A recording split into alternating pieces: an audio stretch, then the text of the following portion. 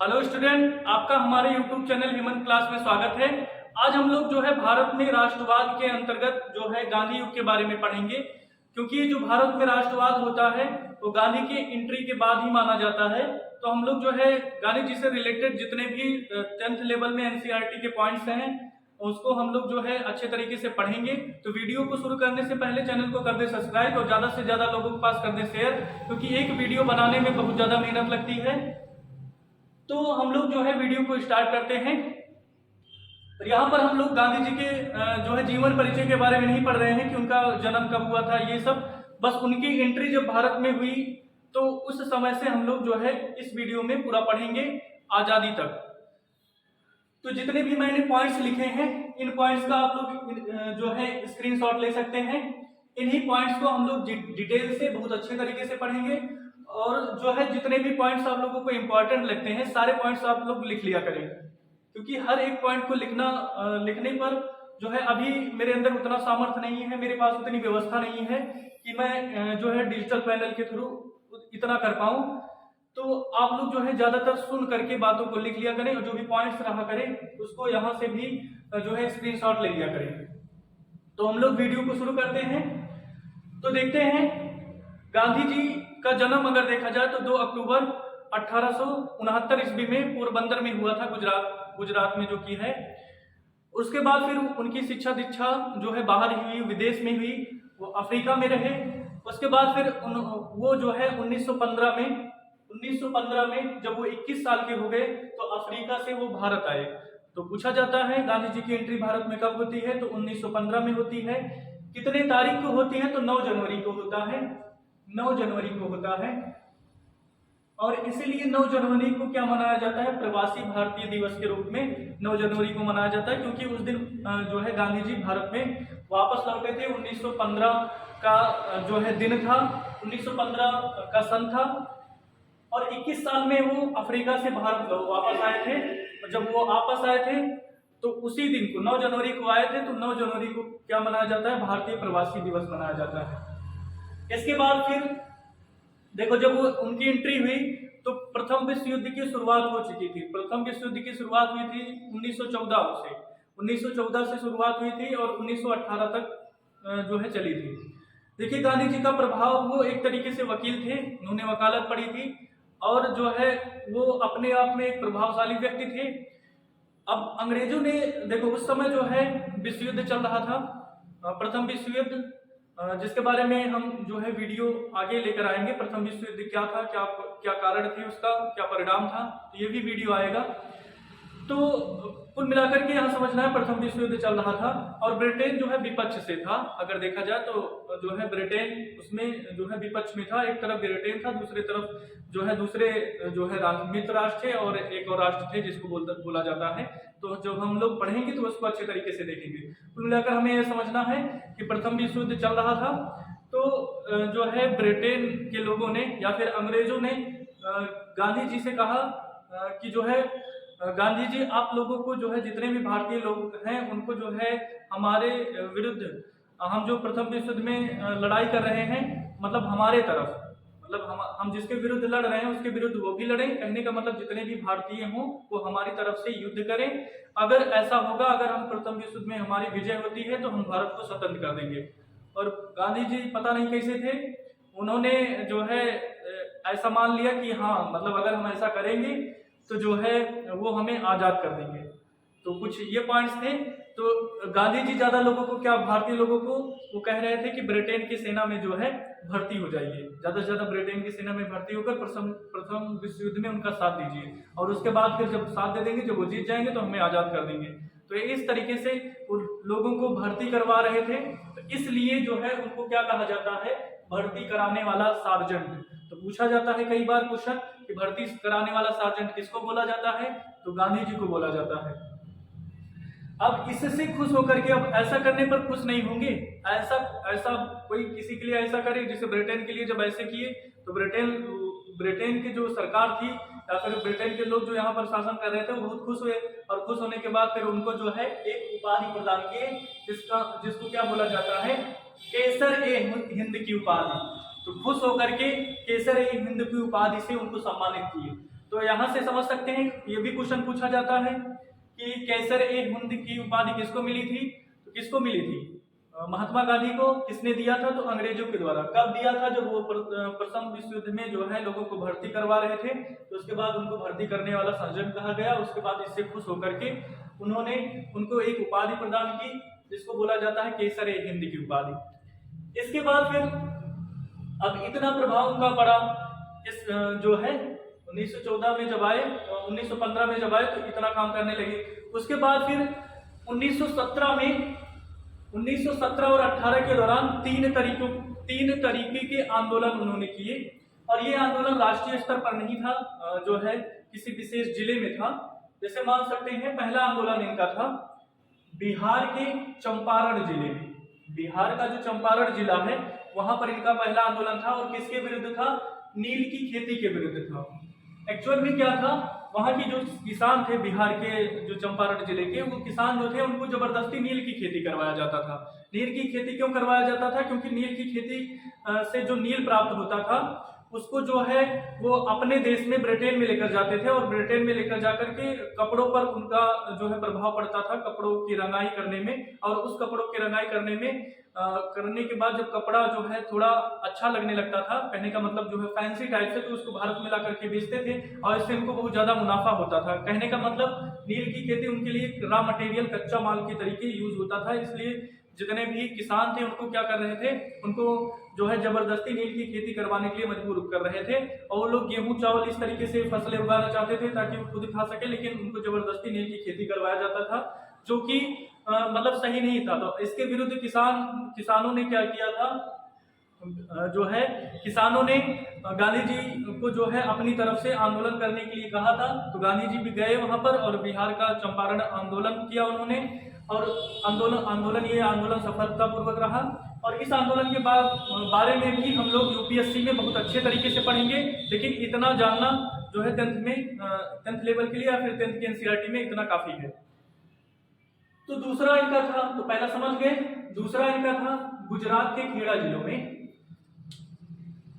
तो गुजरात का जो जिला था, गुजरात का खेड़ा जो जिला था, उसमें जो है ज्यादा से ज्यादा टैक्स लिया जाता था। जो भी किसान रहते थे उनसे ज्यादा से ज्यादा कर वसूला जाता था। उनकी पैदावार उतना ज्यादा होती भी नहीं थी। जब भी पैदावार भी ज्यादा नहीं होती थी और पैदावार ज्यादा ना होने के कारण उनको ज्यादा वो भी देना पड़ता था, ज्यादा टैक्स भी देना पड़ता था। तो ये बात जो है ऐसा करने के लिए जो है किसान सक्षम नहीं थे, क्योंकि अगर वो 100 रुपया मान लीजिए वो प्रोडक्शन कर रहे हैं, उसके बाद 80 रुपया या 70 रुपये दे रहे हैं अंग्रेजों को, तो उनका खुद की लागत नहीं निकल पाती, कैसे वो जीवन यापन करें, ये उनके लिए दूभर हो गया था। तो यही रीजन था कि जो है वहां के जनता ने भी, वहां के किसानों ने भी गांधी जी को जो है आमंत्रित किया, क्योंकि जो है इनका बिहार में इस तरीके से सफलतापूर्वक आंदोलन था। तो ये आंदोलन भी इनका सफलतापूर्वक रहा। जब इन्होंने किसानों की तरीके से जो है पैरवी की, आंदोलन किए, तो जो है टैक्स को थोड़ा कम करना पड़ा। एक तरीके से मान सकते हैं ये भी गांधी जी की विजय थी। इसके बाद फिर अहमदाबाद में इनके मजदूरों के साथ भूख हड़ताल। तो इनका पहला भूख हड़ताल हुआ था अहमदाबाद मिल मजदूर आंदोलन में। तो अहमदाबाद में क्या हुआ था, जो मजदूर थे उनको कम वेतन दे करके, जैसे होता नहीं है किसी को हम कम वेतन दे करके और ज्यादा से ज्यादा काम करवाएं। और ऐसा काम कौन करते हैं? ऐसा काम करते हैं अगर देखा जाए तो मतलब कहना नहीं चाहिए, स्कूल वाले जितने भी प्राइवेट संस्थान में हैं और फिर या फिर फैक्ट्री में भी जो भी लोग काम करते हैं, वो क्या करते हैं, इसीलिए तो लोग गवर्नमेंट जॉब क्यों चाहते हैं? गवर्नमेंट जॉब इसीलिए चाहते हैं क्योंकि इसमें क्या रहता है, प्राइवेट सेक्टर में इतना ज्यादा शोषण करते हैं कि जो है मतलब हमसे काम ज्यादा करवाएंगे और पैसा नहीं देंगे।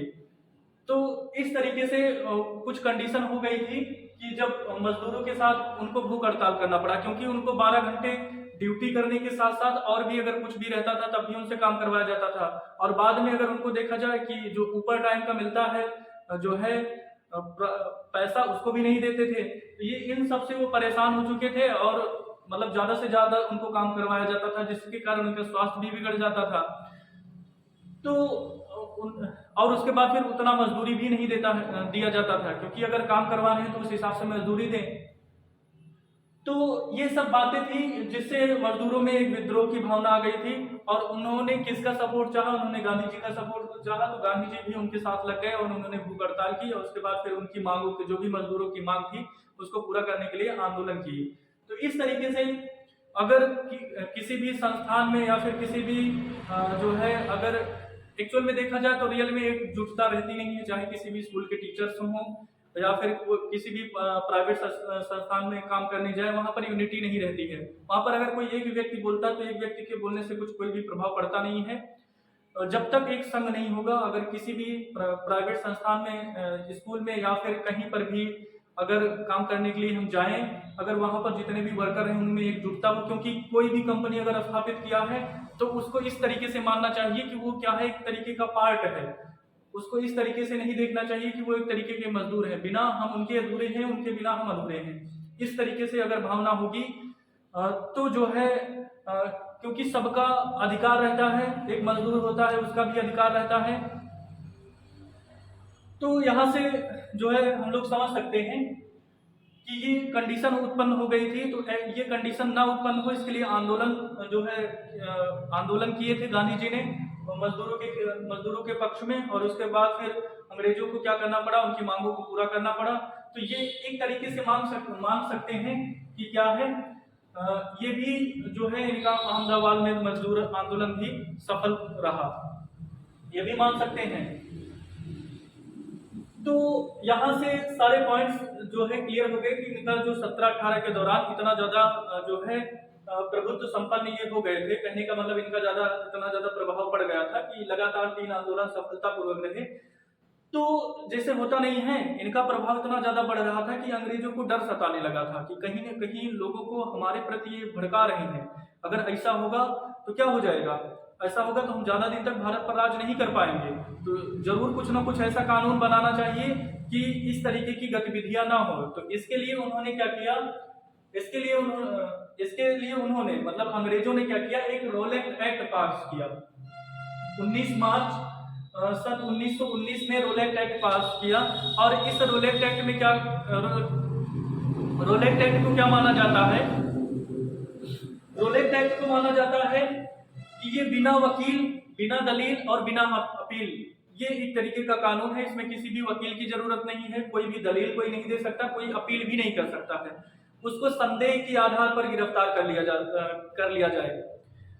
जाता है, मतलब इस तरीके से। और हमारे यहाँ भी आर्टिकल 22 में अगर देखा जाए, निवारक निरोध कानून जो है एक तरीके का रोलेट का पार्ट है। इसमें भी अगर कोई भी देशद्रोह के जो है देश के प्रति कुछ कहता है या फिर कोई भी जो है गतिविधियां इस तरीके से करता है, तो उसको क्या करते हैं, उसको संदेह के आधार पर गिरफ्तार कर लेते हैं। तो कभी जब आर्टिकल को 22 को लेकर के बात होती है तो उसमें कुछ कॉम्प्लिकेशन जो है देखने को मिलते हैं कि अभी भी हमारे यहाँ जो है पहले अंग्रेजों द्वारा जो कानून बनाया गया था वो कहीं न कहीं रोलेट एक्ट के रूप में अनुच्छेद जो है 22 में विद्यमान है। तो रोलेट एक्ट इसलिए पारित किया गया था। तो पूछा जाता है रोलेट एक्ट, तो रोलेट एक्ट के बारे में लिख सकते हैं। पहले बताएंगे कि गांधी जी ने 3 सफलतापूर्वक आंदोलन किए। इस आंदोलन के फलस्वरूप जो है जो भारतीय जनता थी उनमें जो है एक तरीके से एकजुटता ना हो जाए और उसके बाद वो हमारे खिलाफ विद्रोह न कर दें। तो इन सब पॉइंट्स को ध्यान रखते हुए अंग्रेजों ने एक ऐसा कानून बनाया जिसमें अगर उनको लगे कि वो जो है कुछ क्रांतिकारी गतिविधियां कर रहे हैं तो क्या कर दिया जाए, उनको गिरफ्तार कर लिया जाए ताकि वो क्रांतिकारी गतिविधियों को ना कर सके। तो जो है इसी को कहा गया रोलेट एक्ट। इसको बिना वकील, बिना दलील और बिना अपील जो है कानून भी कहा जाता है।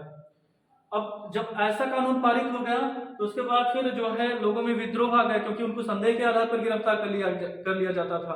और ऐसा अंग्रेजों का सोच ये था कि अगर हम ऐसा करेंगे तो वो कोई भी गतिविधि नहीं करेंगे हमारे खिलाफ और हम ज्यादा दिन तक शासन कर लेंगे। लेकिन इससे जो है इसका उल्टा इफेक्ट पड़ा, लोग और ज्यादा उत्साहित हो गए कि ऐसा कानून क्यों बना है। तो अलीपुर में जो है सैफुद्दीन जो है किचलू ने जो है इसका विद्रोह करने के दौरान अलीपुर में सैफुद्दीन किचलू को जो है उनको मार दिया गया, उनकी मृत्यु हो गई। वो कुछ इसी का विरोध कर रहे थे जिसके कारण उनको मार दिया गया और जिसके कारण और ज्यादा बड़े पैमाने पर इसका विरोध होने लगा। तो यहाँ पर सैफुद्दीन किचलू की हत्या हो गई और उसके बाद उसके साथ में ही जब सैफुद्दीन किचलू की हत्या हो गई तो जो भारत की जनता थी वो और ज़्यादा आक्रोश में आ गई कि ऐसे कैसे मार सकते हैं किसी भी भारतीय नागरिक को। तो लोग जो है जलियांवाला बाग एक स्थान था, वहां पर जाकर के इकट्ठा हो गए कि मतलब जो है इकट्ठा हो गए और बातचीत करने लगे। मतलब इकट्ठा होकर बातचीत करने लगे कि इस तरीके से कैसे काम चलेगा, हम लोग को ये संदेह के आधार पर ही गिरफ्तार कर ले रहे हैं, हम कोई काम करने क्यों नहीं पा रहे हैं। तो इस तरीके से कुछ वहां पर बातचीत हो रही थी और जब ये बातचीत हो रही थी तो इसकी खबर अंग्रेजों तक जो है किसी ने पहुंचा दी और अंग्रेजों को यह पता चला कि वहां पर भीड़ है, वहां पर क्रांतिकारी गतिविधि हो सकती है। तो उन्होंने क्या किया, जनरल डायर को ऑर्डर दिया कि जाओ वहां पर जो है गोलीबारी कर दो। तो जनरल डायर जो है गया और वहां पर 400 लोगों को जो है, ये लगभग आंकड़ा दिया गया 400, बाकी हजारों 2000 लोग जो है मारे गए थे जो है उस स्थान पर। और जो है ये बहुत ही हिंसक माना जाता है जलियांवाला बाग हत्याकांड को, जो है 1919 में हुआ था। तो जलियांवाला बाग हत्याकांड की अगर पूछा जाए कि क्यों ये पूरा कहानी बनी थी, मतलब किस तरीके से सिचुएशन उत्पन्न हुई थी, तो बता देना कि रोलेक्ट एक्ट आया था, रोलेक्ट एक्ट के विरोध कर रहे थे जो है सैफुद्दीन किचलू, तो उनको जो है मार दिया गया। तो मार देने के बाद फिर लोगों की एक इकट्ठा भीड़ हुई, इकट्ठा भीड़ जलियांवाला बाग हत्याकांड में जो है कुछ इस तरीके का कानून कैसे बना सकते हैं, ये सारे पॉइंट्स हुए। तो जो है इसकी खबर जब अंग्रेजों को मिली तो अंग्रेजों ने क्या किया, अंग्रेजों ने जो है जनरल डायर को ऑर्डर दिया और वहां पर गया और लोगों को निहत्थी भीड़ पर वार करना शुरू कर दिया और लोगों को लगभग 1000 लोगों को मार दिया गया। और इसी नरसंहार को बोला जाता है जलियांवाला बाग हत्याकांड। ये बहुत दर्दनाक घटना है भारतीय इतिहास में। तो यहाँ से हम लोग जलियांवाला बाग हत्याकांड को भी समझ गए। और जलियांवाला बाग हत्याकांड के बाद जो है रविन्द्रनाथ टैगोर ने जो है, जो उनको सर की उपाधि प्रदान की गई थी, उन्होंने इस उपाधि को त्याग दिया। तभी रविन्द्रनाथ टैगोर को जो है एक उपाधि दी गई थी, सर की उपाधि दी गई थी। इस उपाधि को उन्होंने त्याग दिया था, छोड़ दिया था। ठीक है। इसके बाद फिर जो है हंटर कमीशन क्या था, यह भी कभी कभी पूछा जाता है। तो हंटर कमीशन क्या था, देखो जब इस तरीके से गतिविधि हो रही थी, मतलब रोलेक्ट एक्ट पास किया गया था, तो लोगों ने जो है जब भारत की जनता ने जो है एक तरीके से क्या की कि इसकी जांच होनी चाहिए सही है कि नहीं सही है। तो इसी की जांच के लिए जो है एक हंटर कमीशन जो है बनाया गया। जो जलियांवाला बाग हत्याकांड हुआ था कि उसमें लोग मारे गए हैं कि नहीं मारे गए हैं, क्या हुआ था, इसकी जांच के लिए जो है हंटर कमीशन बनाया गया था। तो हंटर कमीशन पूछा जाता है किससे संबंधित है, तो हंटर कमीशन जो जलियांवाला बाग हत्याकांड हुआ था उसकी जांच के लिए बनाया गया एक कमीशन था जिसको बोलते हैं हंटर कमीशन। तो यहाँ से हंटर कमीशन भी आप लोग समझ गए। इसके बाद फिर देखते हैं जब 1900, अब यहाँ से 1915 से लेकर 1900 जो है 1919 तक इतनी सारी घटनाएं हुई। उसके बाद फिर जब ऐसा हुआ तो गांधी जी ने 1 अगस्त 1920 को क्या कर दिए, असहयोग आंदोलन चलाया। असहयोग आंदोलन। देखो गांधी जी को यह लग रहा था कि हम लोग कहीं ना कहीं अंग्रेजों का क्या कर रहे हैं, साथ दे रहे हैं, तभी वो लोग जो है हम पर राज कर पा रहे हैं। हम उनके वस्त्रों को पहन रहे हैं, उनके संस्थाओं में पढ़ रहे हैं, हम उनके यहाँ सेवा दे रहे हैं, उनके यहाँ सरकारी नौकरी कर रहे हैं। क्यों ना हम अगर उनका साथ ना दें तो जो है हो सकता है कि हम आजाद हो जाएं और वो हम पर राज ना कर पाए। तो ये इस विचारधारा से उन्होंने क्या किया, ये आंदोलन चलाया कि 1 अगस्त 1920 को कि हम लोग जो है अंग्रेजों का साथ नहीं देंगे, सहयोग नहीं देंगे। इस कारण से इस आंदोलन का नाम पड़ा असहयोग आंदोलन। हम किसी भी तरीके से अंग्रेजों का साथ नहीं देंगे। और जैसा इन्होंने जब असहयोग आंदोलन शुरू किया तो उसके बाद फिर जो है लोगों ने क्या किया, जो भी बच्चे पढ़ रहे थे उन्होंने स्कूल छोड़ दिया, मतलब जो अंग्रेजों द्वारा स्थापित स्कूल था उसको छोड़ दिए। और इसके बाद फिर अंग्रेजों के द्वारा जो स्कूल स्थापित था उसको छोड़ दिए। जो वकील थे जो जहां पर सेवा दे रहे थे उन्होंने छोड़ दिया। जो भी अध्यापक थे वो पढ़ाना बंद कर दिए। जो भी सरकारी नौकरी में थे वो भी अपना त्याग पत्र दे दिए। तो इस तरीके से जो है और जो है लोगों ने ज़्यादा से ज़्यादा विदेशी वस्तुओं का बहिष्कार किया और स्वदेशी वस्तुओं जैसे खादी का प्रयोग करना शुरू कर दिया। तो इस तरीके से लोगों ने बड़े पैमाने पर असहयोग आंदोलन में भाग लिया था, चाहे ग्रामीण इलाका हो चाहे नगरीय इलाका हो, हर एक लोगों ने बहुत अच्छे पैमाने पर जो है सहयोग आंदोलन में भाग लिया था। लेकिन जो है इस आंदोलन को जो है 5 फरवरी को इस आंदोलन को जो है 5 फरवरी को वापस ले लिया गया था 1922 में। 5 फरवरी 1922 में इसको वापस ले लिया गया था। क्यों वापस ले लिया गया था? क्योंकि गोरखपुर में चोरी चोरा कांड हो गया था। ठीक है, यहाँ पर कुछ लूटपाट की घटना हो गई थी और उसके बाद फिर कुछ लोगों की मृत्यु भी हो गई थी। तो गांधी जी को ये बातें पसंद नहीं थी, वो अहिंसा के खिलाफ थे, उनको हिंसा पसंद नहीं थी, इसलिए उन्होंने जो है आंदोलन को वापस ले लिया। तो गोरखपुर पूछा जाता है, गोरखपुर चोरी चोरा कांड कब हुआ था? तो 5 फरवरी 1922 को हुआ था।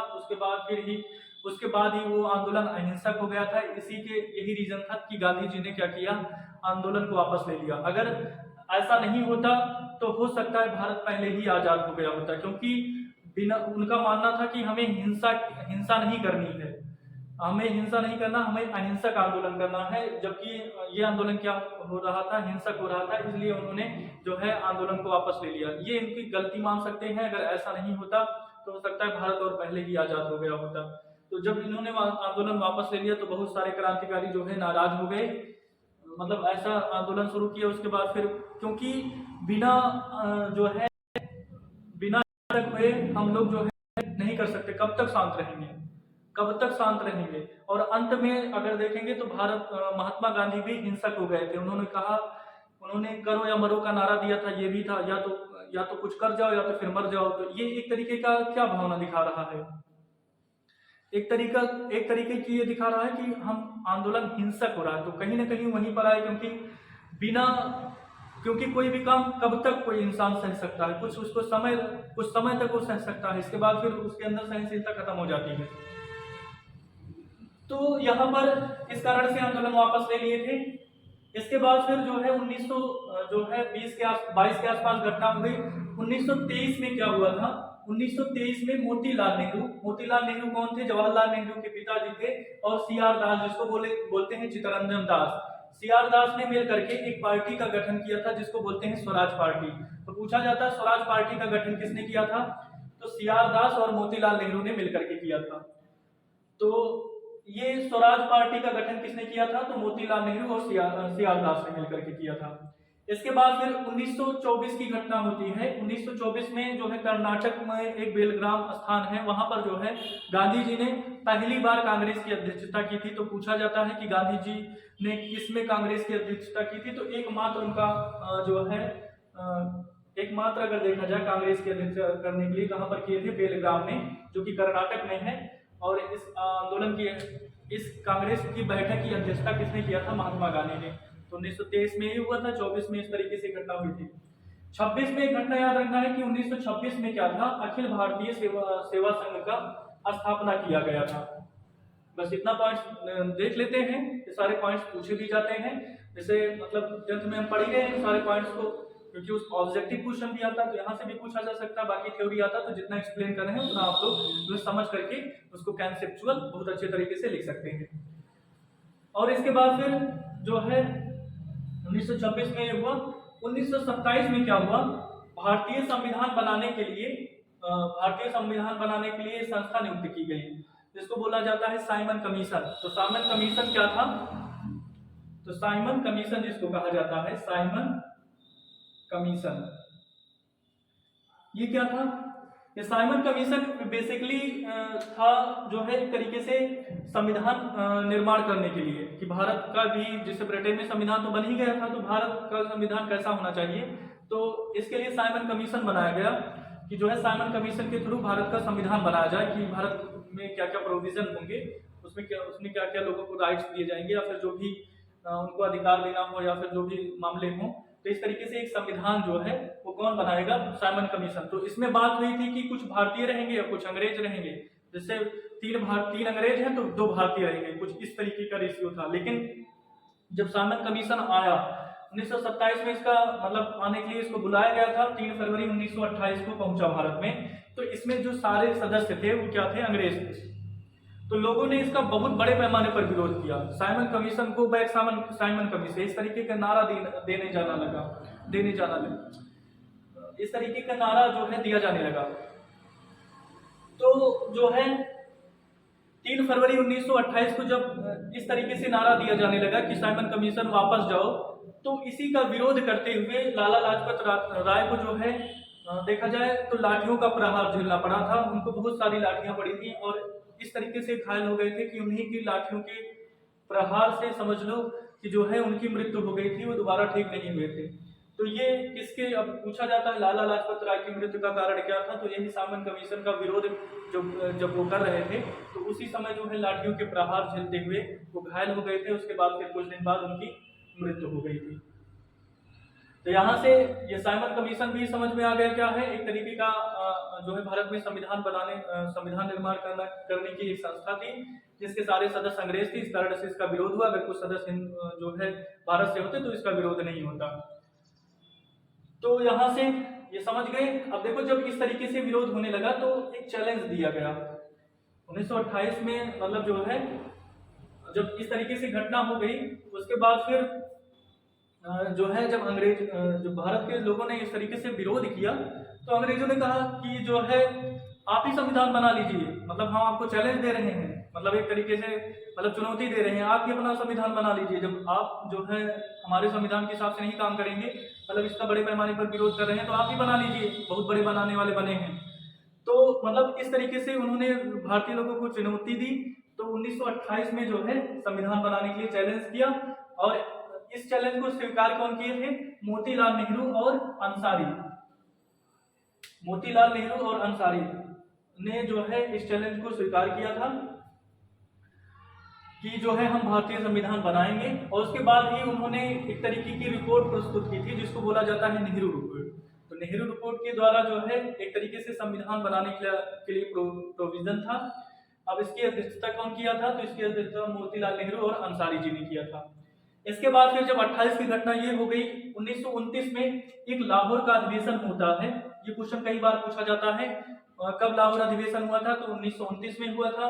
इसमें क्या बात रखी गई थी, इसमें पूर्ण स्वराज की बात रखी गई थी, पूर्ण स्वराज। और इसकी अध्यक्षता कौन किए थे, जवाहरलाल नेहरू। जवाहरलाल नेहरू जो है 1929 में लाहौर अधिवेशन में अंग्रेजों से ये कहे थे कि हमें पूर्ण रूप से स्वराज चाहिए, हम मतलब एकदम स्वतंत्र होना चाहते हैं, इस तरीके से मांग उन्होंने रखी थी। और ये रात थी 31 दिसंबर 1929 की। 31 दिसंबर उन्होंने कहा कि हमें 26 दिन में आज़ादी चाहिए तो चाहिए ही। तो यही रीजन था कि 26 जनवरी 1930 को जो है 26 जनवरी 1930 को क्या हुआ था, स्वतंत्रता दिवस मनाया गया था। तो जब हम लोग पढ़ेंगे गणतंत्र दिवस क्यों मनाया जाता है, 26 जनवरी को ही क्यों मनाया जाता है, तो इसका रीजन कहीं ना कहीं यही था कि 26 जनवरी 1930 को ही पहले से ही क्या था, पूर्ण स्वराज मना लिया गया था। मतलब उस दिन ये स्वाधीनता दिवस की समझ लीजिए, तब से हर साल मनाया जाता था कि हम 26 जनवरी को ही आज़ाद हो गए हैं। तो इस तरीके से ये भी उस समय कितना जोशपूर्ण नेता थे, समझ सकते हैं जवाहरलाल नेहरू। लेकिन पता नहीं क्यों जो है लोग इनकी गलत छवि देखते हैं। तो यहाँ से जो है हम लोग समझ गए 1929 में पूर्ण स्वराज की मांग की थी। इसके बाद फिर 1929 में ये हो गया था, 30 में लगभग 26 जनवरी 1930 को जो है पूर्ण स्वराज हुआ था। उसके बाद फिर संविधान निर्माण करने के लिए जो है 3 तरीके का गोलमेज सम्मेलन हुआ था। जो है अगर देखा जाए तो 3 गोलमेज सम्मेलन हुए थे संविधान को निर्माण करने के लिए। पहला गोलमेज सम्मेलन हुआ था 1930 में, उसके बाद फिर जो है 1931 और 32 3 गोलमेज सम्मेलन हुए थे। इस गोलमेज सम्मेलन के दौरान भारत का संविधान लगभग जो है 40% बनकर तैयार हो गया था। और अगर देखा जाए गोलमेज सम्मेलन का मेन उद्देश्य क्या था, तो संविधान का निर्माण करना था कि संविधान का निर्माण हो। और जो है और उसी दौरान जो है एक सविनय अवज्ञा आंदोलन, अगर देखा जाए तो उसी दौरान जो है सविनय अवज्ञा आंदोलन जो है चल रहा था। सविनय अवज्ञा आंदोलन का मतलब विनय पूर्वक हम आज्ञा का पालन नहीं करेंगे अंग्रेजों का, क्योंकि उन्होंने क्या किया था, उन्होंने नमक पर टैक्स लगा दिया था। जो लोगों की जरूरत होती है उस पर उन्होंने टैक्स लगा। आप लोग समझ गए होंगे कि सविनय अवज्ञा आंदोलन क्या था। जब अंग्रेजों ने क्या किया था, अंग्रेजों ने नमक पर टैक्स लगा दिया था, तो उसके विरोध में जो है सविनय अवज्ञा आंदोलन चलाया गया था।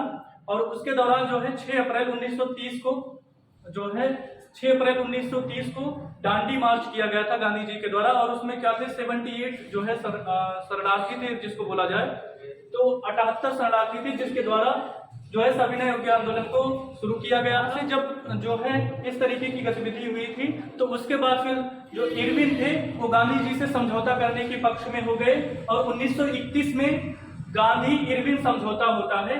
1931 में गांधी इरविन समझौता होता है और इसके द्वारा जो भी 11 सूत्रीय शर्तें रखी गई थी उसको जो है मानने के लिए अंग्रेज लोग तैयार हो गए। तो और ये आंदोलन यहीं पर समाप्त हो गया। इसके बाद फिर 1942 ईस्वी में क्या आता है, क्रिप्स मिशन आता है, जिसके कारण जो भारत का संविधान 40% पूरा हुआ था उसमें क्या हो गया, वो 60% पूरा हो गया। और इसी के बाद जो है भारत छोड़ो आंदोलन का नारा दिया गया था, किसके द्वारा, गांधी जी के द्वारा, 8 अगस्त 1942 को। तो पूछा जाता है भारत छोड़ो आंदोलन किसने चलाया था, तो गांधी जी ने चलाया था। कब चलाया था, 8 अगस्त 1942 में। तो लगभग जितने भी आंदोलन हुए थे सब अगस्त के महीने में ही थे। और ये सबसे पहले कहां से शुरुआत हुआ था, तो सबसे पहले इसका शुरुआत जो है बंबई से हुआ था और उसके बाद फिर ये कहां तक चला था, ये कोलकाता तक गया था। तो भारत छोड़ो आंदोलन किसने शुरुआत की थी, तो गांधी जी ने कब किया था, 8 अगस्त 1942 को। तो यहां से जो है हम लोग 1942 तक देख लिए जितने भी घटनाएं थी। इसके बाद फिर 1946 आता है। 1946 में जो है कैबिनेट मिशन आता है। कैबिनेट मिशन में क्या था, कैबिनेट मिशन बेसिकली एक तरीके से संविधान निर्माण तैयार करने के लिए लाया गया था और इसमें भारत का संविधान लगभग जो है पूरा बन गया था। संविधान लगभग पूरा तैयार हो गया था। और ये किस योजना के तहत हुआ था, ये माउंटबेटन योजना थी, जिसके तहत भारत का संविधान पूरा बन गया था। और इसी योजना कैबिनेट मिशन के थ्रू जो है भारतीय संविधान तैयार हो गया था और माउंटबेटन योजना आई थी, जिसके तहत भारत और पाकिस्तान का जो है बंटवारा कर दिया गया था। और 15 अगस्त 1947 को जो है देखा जाए, 14 अगस्त 1947 को पाकिस्तान बन गया था, 15 अगस्त 1947 को भारत। तो ये पूछा जाता है किस योजना के तहत, तो माउंटबेटन योजना के तहत भारत और पाकिस्तान का जो है विभाजन हुआ था। इसके बाद फिर भारत का संविधान जो है 26 जनवरी 1950 को लागू हो गया था। और जो है यहाँ से देखा जाए तो 26 जनवरी 1950 को भारतीय संविधान लागू हो गया था, जिसके हिसाब से जो है भारत तब जाकर के संपूर्ण प्रभुत्व संपन्न राष्ट्र बनता है। तो यहाँ से जितने भी मैंने पॉइंट्स बताए हैं, ये सारे पॉइंट्स एग्जाम के पॉइंट ऑफ व्यू से बहुत ज्यादा इंपॉर्टेंट हैं। साथ में जो है 10th क्लास का एनसीईआरटी का जितना भी पॉइंट्स यहाँ से है ही, और भी जितने भी कॉम्पिटिटिव एग्जाम है, जितने मैंने पॉइंट्स बताए हैं, लगभग सारे पॉइंट्स यहाँ से पहले क्लियर होने चाहिए। इसके बाद अगर यूपीएससी की प्रिपरेशन करते हैं तो एक एक के बारे में डिटेल से हमें पढ़ना रहेगा। तो उम्मीद करते हैं मेरा ये वीडियो आप लोगों को पसंद आया होगा। तो पसंद आता है तो ज़्यादा से ज़्यादा लोगों तक जो है इसको पहुँचाएं, क्योंकि एक वीडियो बनाने में बहुत ज़्यादा मेहनत लगती है। और चैनल को सब्सक्राइब कर लें और वीडियो देखने के लिए आपका बहुत बहुत धन्यवाद। Thank you.